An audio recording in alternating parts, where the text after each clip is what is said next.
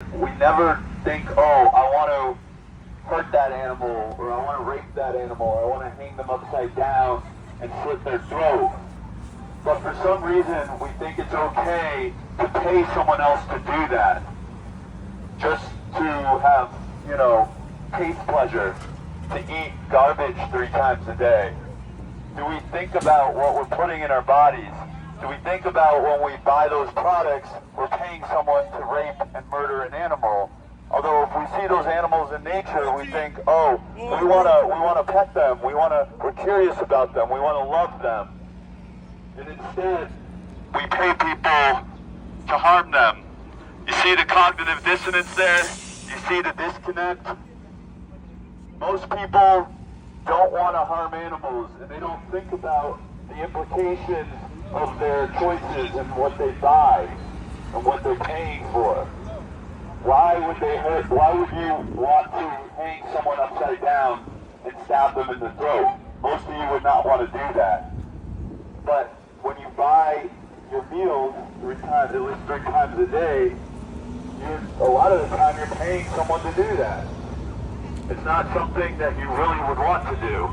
But we have other options, right? We can buy plant-based products. We can buy products that do not come from animals. Most people love dogs and cats. Most people love their pets. Like I said, when you see a squirrel or a rabbit, you don't think, oh, I want to hurt that animal. Well, what's the moral difference between those animals and cows and pigs and chickens and fish and goats and sheep? What's the moral difference that makes it okay to do the one but not the other? Labor? What does that have to do with anything?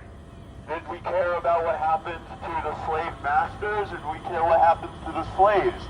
People can always change their profession. They can farm plants. You know that.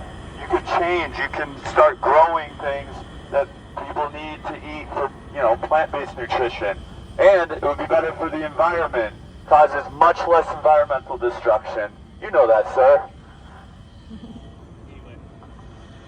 We don't need to harm animals, but we pay people to, because we're not thinking about it. People are not thinking about what happens when they pay someone for an animal product. That didn't just show up there out of nowhere. The animal ended up there because someone farmed that animal, someone exploited that animal. A bunch of animals were forcefully impregnated. When that happens to a human, we call it rape. But when it happens to an animal, they call it artificial insemination. What's the morally substantial difference between the human and the non-human that makes it okay to do the one but not the other? You have to ask yourself that question.